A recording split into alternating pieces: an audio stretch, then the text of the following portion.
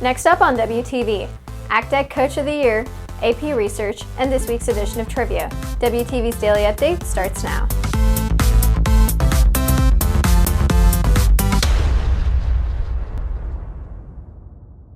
Hey there, Red Hawk Nation. Today's Tuesday, March 2nd, and I'm Kirthi Gummadi with today's Daily Update brought to you by Wingspan TV.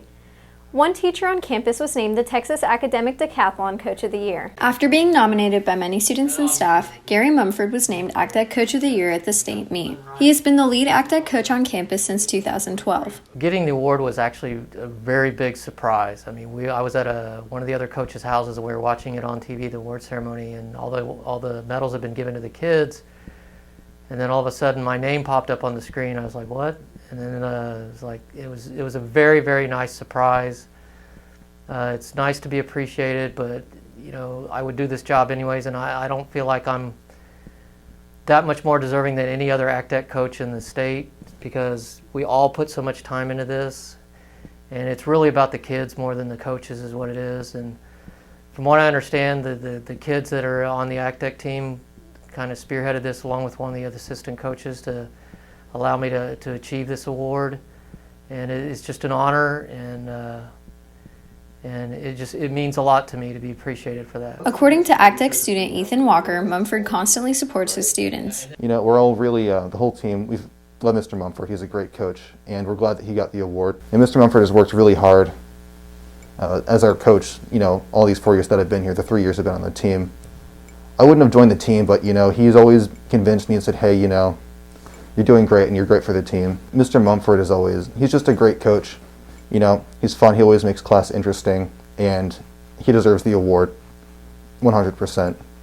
You know, I'm glad he got it before he retired. Reporting for WTV, I'm Kirthi Gummadi. There is often a stigma around certain courses in high schools throughout FISD about the difficulty of the workload and enjoyment in the class.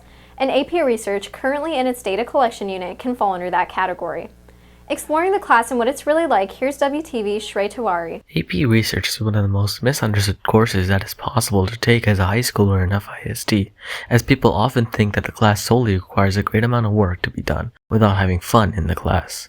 Though there is a prerequisite of AP Seminar, according to Iris Tech, students have to learn how to work smarter, not harder. About sort of cluing students into what the class is so that it's not as intimidating or scary for them, is that we spend some time talking about research and reading about research methods and techniques for each stage of a research process. And then a lot of what I have done this year is sort of helping to keep the kids on track to achieving this large research project over the course of the whole year. And so I think that's one of the really cool things about the class, is that the students are driven to conduct independent and unique research rather than simply learning about research or reporting on others' research. They're conducting their own.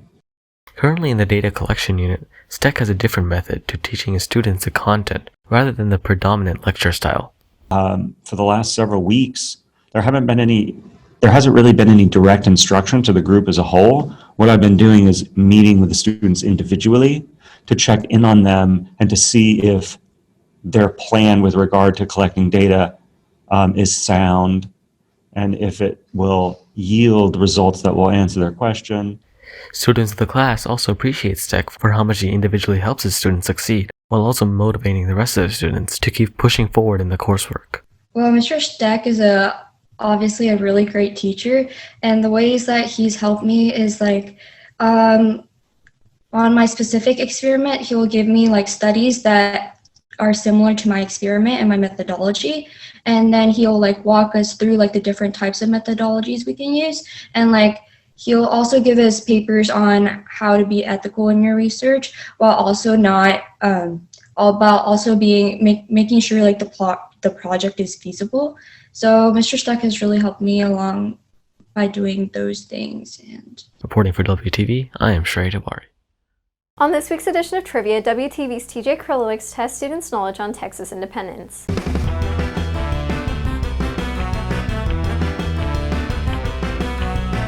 Hello and welcome to Wingspan Trivia. I'm your host TJ Krylowicz, and today we'll be testing students' knowledge over Texas Independence Day. First question for this week's edition of Trivia is name a person who fought in the Alamo. One person who fought is Santa Anna. Wasn't it like a guy that wore a raccoon hat? What was his name? Davy Crockett. One person who fought in the Alamo was, I think, like Davy Crockett. What battle led to the independence of Texas? I think the Battle of San Jacinto. I'm not sure the battle, but I'm pretty sure that the war was the Mexican-American War. I don't really know, like Battle of San Marcos or something. The next question is, what year did Texas get its independence? 1832. It was the 1800s. Maybe like 100 years after America was founded. Maybe like late 1800s, like 1880. I'm gonna say like 1848 or something. And the last question, what was the first capital city of the Republic of Texas? I think the capital was Austin. I don't think it was Austin, because like I'm pretty sure they changed it. I think they changed it to Austin. So, wasn't Dallas. Has to be a big city, right? So, my guess is, actually it might be Austin, but my guess, I'll guess Houston. Houston? I have no clue. Reporting for WTV, this is TJ Krolitz.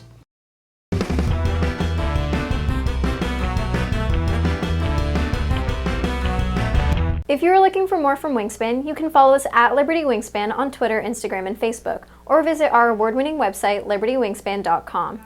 And now for today's announcements. Students for Environmental Action puts out a monthly student-organized newsletter that highlights various environmental topics. To opt into the newsletter and stay updated on the student body's environmental efforts, scan the QR code below. Due to the recent inclement weather and shipping delays, the SAT college entrance exam without essay that was scheduled for all 11th grade students will no longer be administered on March 3rd. Tomorrow will be a normal school day for all high school students and not an asynchronous learning day as previously announced. That's it for today's daily update. This is Kirthi Gummadi for Wingspan TV.